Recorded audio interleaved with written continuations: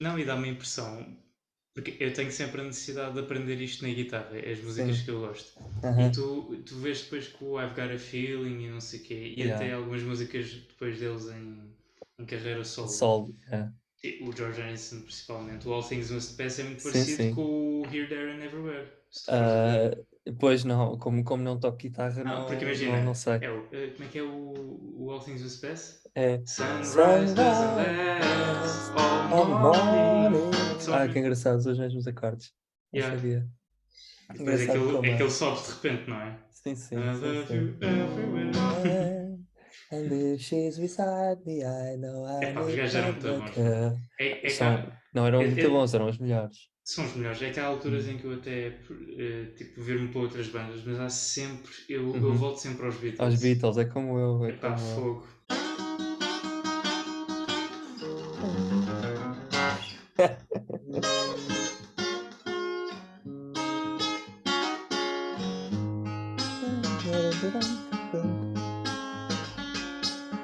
I've got a Está feeling. aqui, Então. tá aqui um som meio de banjo. Não sei o que é que se Ah. passa com estas cordas.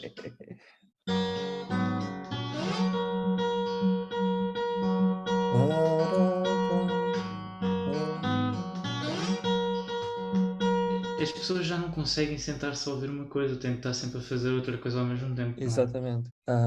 Eu acho que isso, acho que já falamos no último episódio do É, podcast. mas é uma questão que me aflige tanto que eu quero sempre voltar a ela. Sim, eu acho que é interessante retomarmos isso até porque eu acho que existe uma diferença muito interessante entre a música e as outras artes, que é que há muitas artes, como o cinema, e tu tens visto isso com as séries, Pois é, tem pois acontecido é. também com o teatro, mesmo com a ópera, um, e nas artes visuais, sei lá, mesmo a própria pintura ou o próprio cinema, são coisas que, como têm um limite de consumo, e demoram bastante tempo a ser digeridas, as pessoas acabam por optar por formas artísticas mais expeditas, nomeadamente a música. Eu acho que com a arquitetura isso acontece também. Nós passamos a vida a ver coisas no Instagram e ver imagens e não passam disso, não passam de imagens, não é? Tanto ser assim que o Sim, render tem ganho muito mais protagonismo nos concursos. sim, eu acho que até nós aqui há um ano, quando nós começámos o podcast, até quando falávamos, não sei qual é que foi o episódio, mas há uma expressão que eu continuo a usar que é uma espécie de pornografia arquitetónica. Uhum, sim. E até existe uma expressão engraçada para a comida que é o food porn. É Exatamente. aquela malta que gosta, pronto, há algum deleite em ver aqueles vídeos de culinária e até já conheço pessoas que adormecem a ver esses vídeos.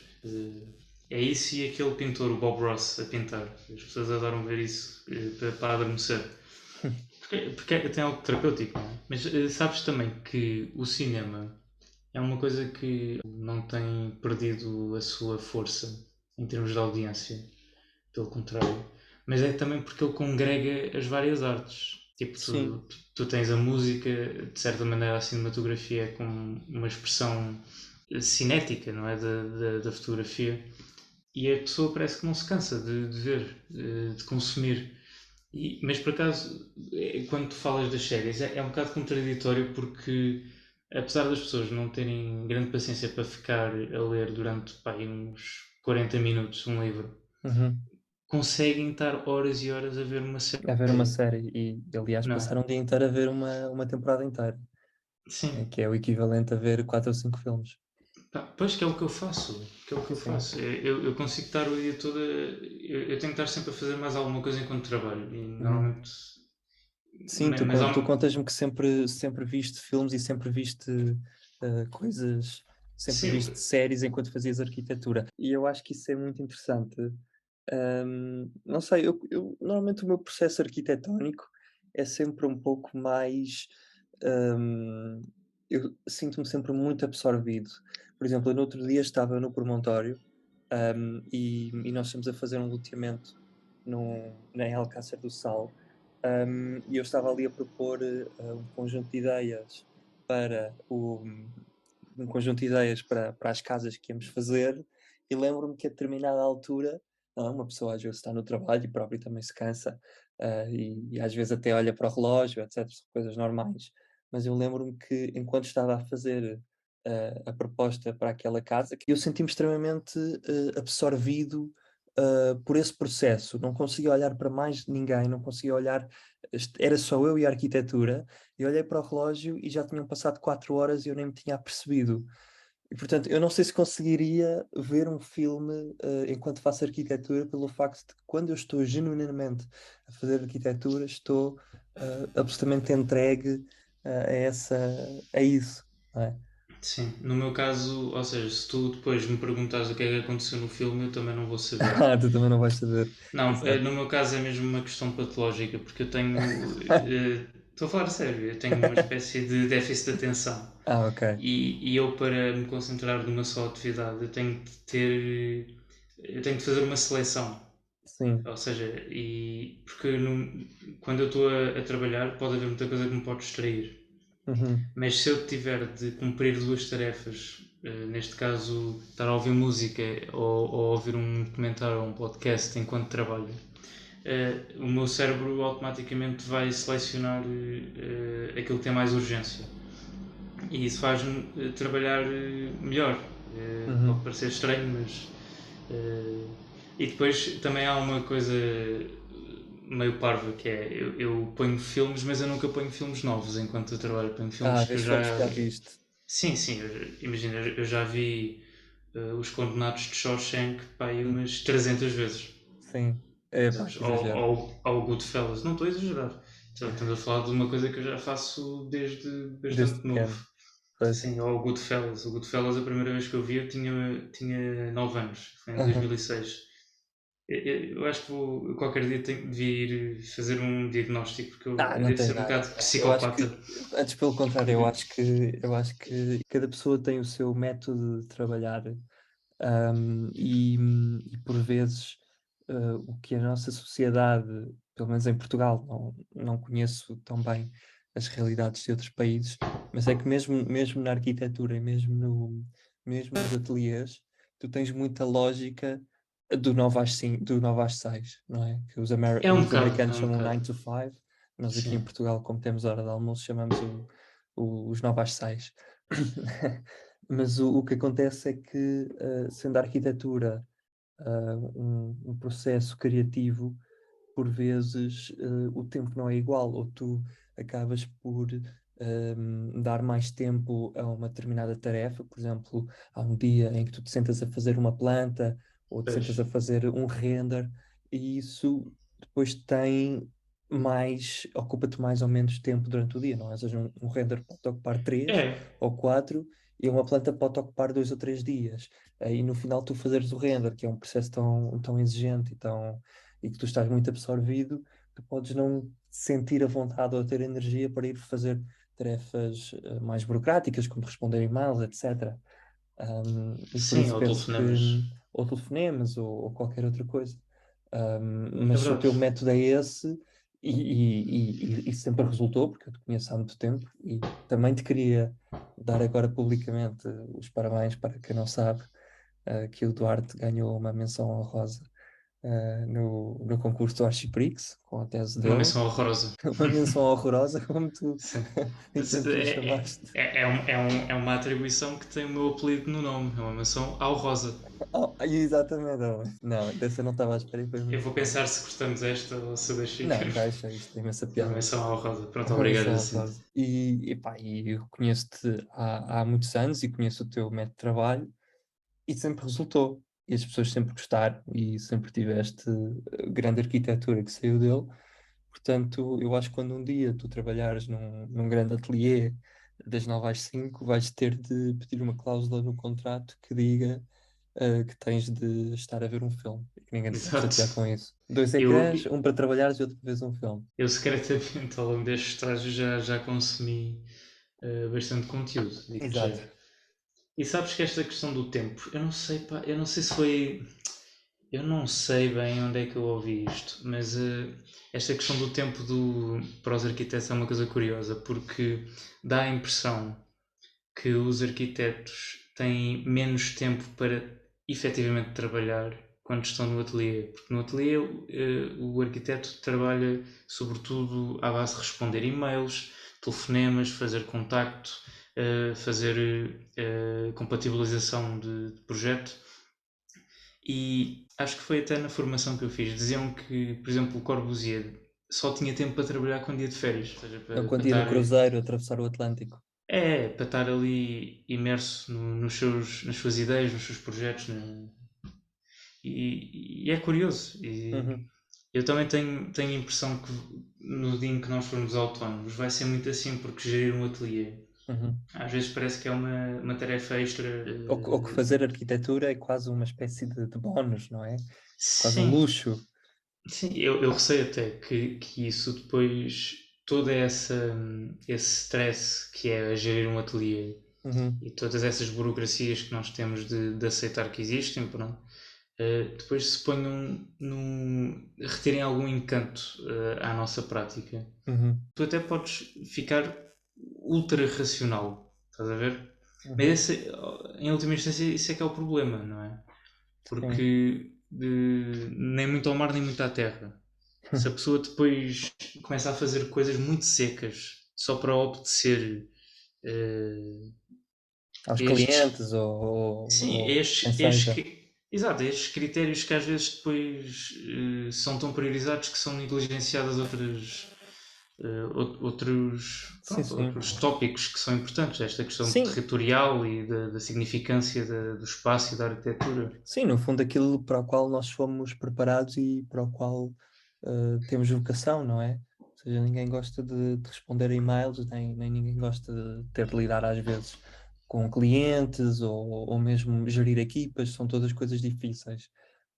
Mas aproveito que falas disso para te dar um exemplo, por exemplo, no promontório, que é onde eu trabalho, somos quase 70 arquitetos, se não me engano, são 70 mais depois Pois, pessoas de administrativos, depois a dimensão do ateliê também tem peso nisto, não é? sim, sim, também tem, mas muitas das pessoas com as quais eu falei, que já lá estão há 15, 20, 25 anos, eu já tenho tido a oportunidade de lhes perguntar se elas nunca tiveram a ideia ou nunca pensaram ter o seu próprio ateliê.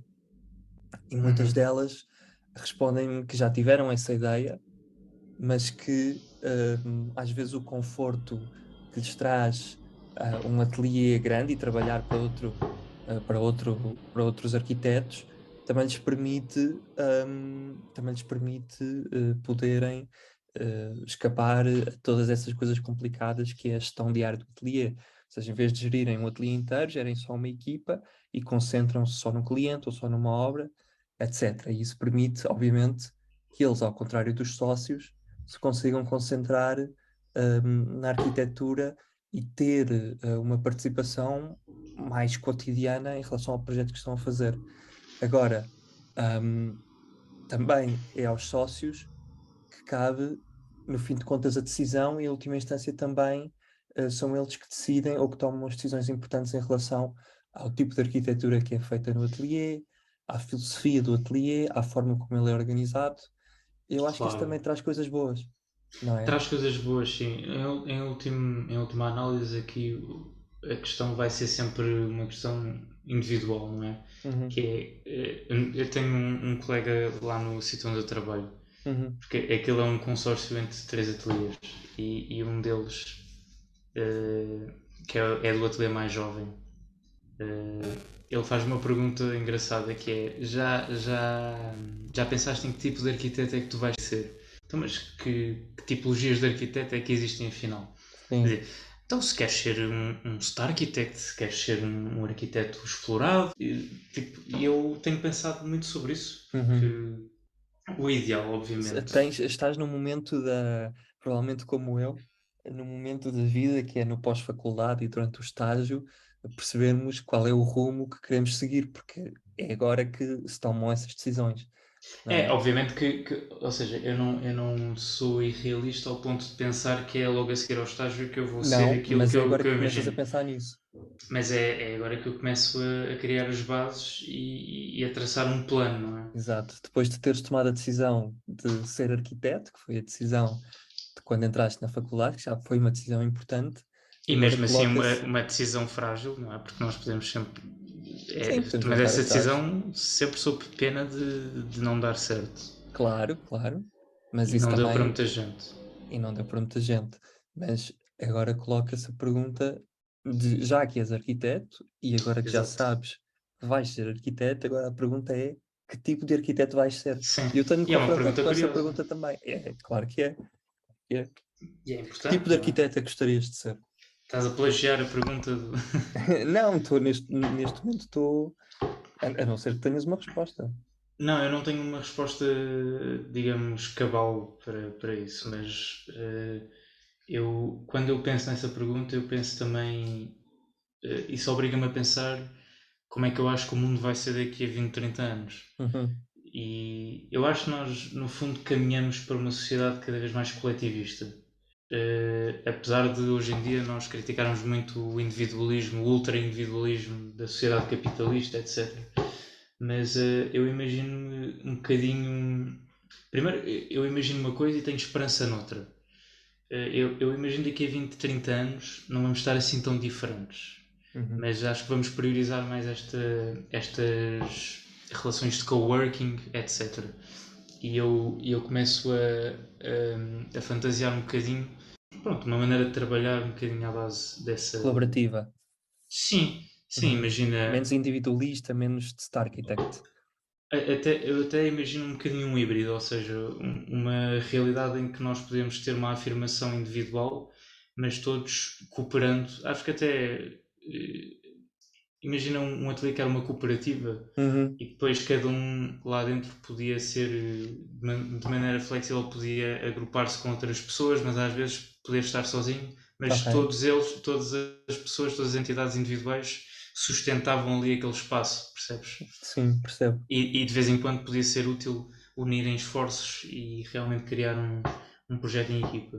Uhum. Por Fazer outro projetos lado, maiores ou justamente exatamente, ganhar uma escala para participar em concursos de aeroportos, onde, e nem temos de falar só em projetos e concursos, podemos falar em investigações e sim, por etc. exemplo. Workshops.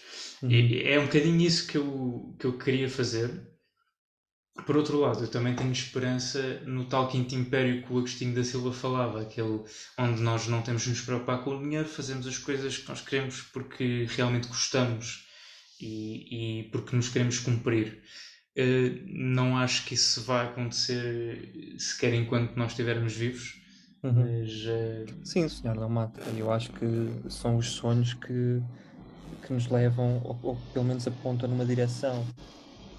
Porque os sonhos, quando são sonhados durante muito tempo e a partir do momento em que nós ganhamos alguma convicção acerca deles, passam a ser objetivos, não o é? sonho comanda a vida e quando o homem sonha, o mundo pula e avança. Exato, incrível. É aquela música Do Manuel daquele. Freire, mas Sim, poema do António Gedeão. exatamente, exatamente, É o extraordinário. meu poema e das minhas músicas favoritas. Epá, eu lembro-me de estar no 12º ano e ter descoberto essa música, estava na Pedro Nunes, antes de entrar na Uhum. faculdade. Pá, e lembro-me de ouvir essa música, e essa música teve-me feito teve impacto. Essa música e esse poema têm Sim. mesmo impacto. É E, bonito. os últimos versos são o lema da minha escola secundária, a E Quinta do quais Marquês. são? Quando o homem sonha, o mundo pula e avança Avança, como bola exato, colorida nas mãos de uma nas criança. mãos de uma criança, Sim, extraordinário. e acho que esta pergunta de que tipo de arquiteto queremos ser, vai vinculada não só com o tipo de pessoa que queremos ser, mas Uhum, também que sonhos é que queremos cumprir. São os uhum, sonhos de outra pessoa, porque achamos que estes sonhos são válidos e importantes para o mundo. uhum. Se são os nossos sonhos, porque também os achamos igualmente válidos. Sem dúvida, sim. E se nós Sim, queremos mesmo concretizá-los.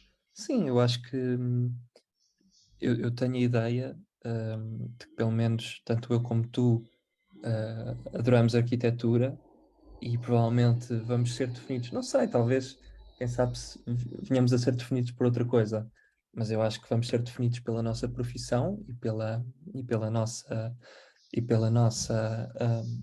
participação na comunidade enquanto arquitetos. Um, e, e eu acho que o facto de nós pensarmos ahm, em quem vamos ser vai também, de certa forma, responder um pouco a essa pergunta. Sim, Ahm, eu, particularmente, gostava de ser, imagino muitas vezes, um ateliê, pronto, depois também com o promontório e com o facto de eu viver num ambiente cotidiano com muita gente e com vários projetos a acontecerem.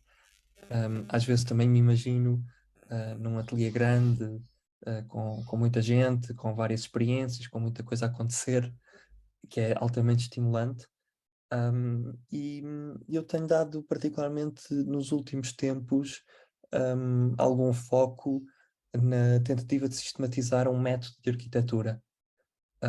Ou seja, um método que me permita ter um certo controle e uma certa lógica sobre o tipo de arquitetura que faço e como faço, porque eu acho que a forma como se faz a arquitetura ou qualquer coisa é tão importante ou até mais importante do que o tipo de arquitetura e do tipo de coisa que fazes. claro.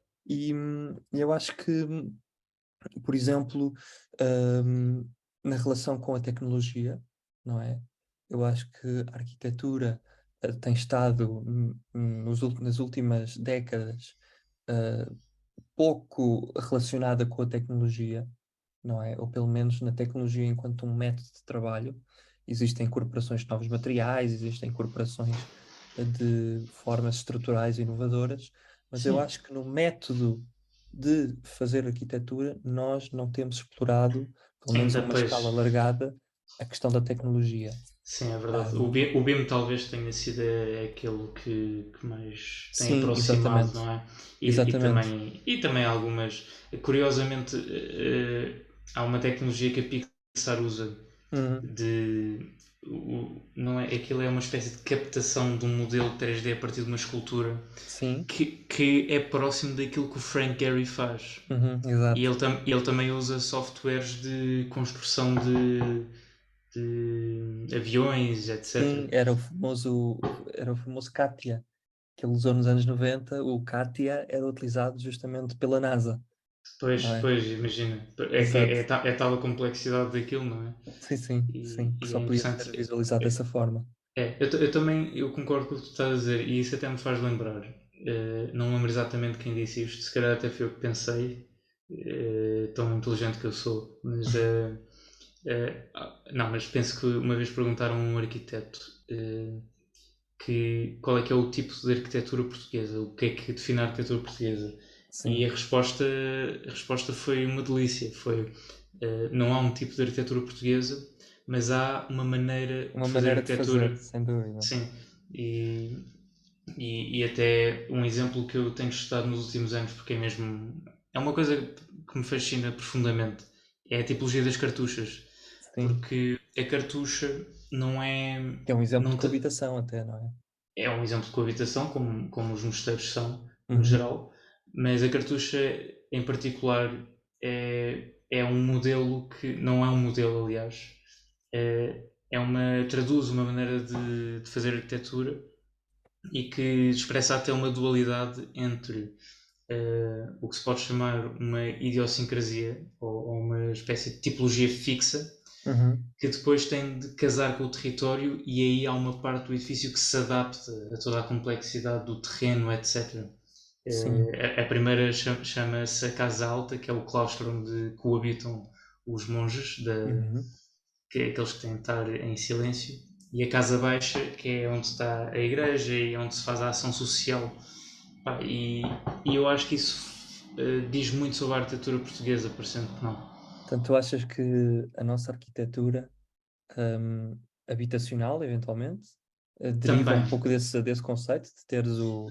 eu acho que toda a boa arquitetura portuguesa tem expressado também esta dualidade, ou seja, não deixa de transparecer as idiosincrasias do arquiteto, sejam elas expressas através da forma, da materialidade, pronto, de uma certa coerência com aquilo que é feito em toda a sua obra, mas depois há ali uma parte que é a maneira como casa com a cidade, não é? Ok. Com o existente.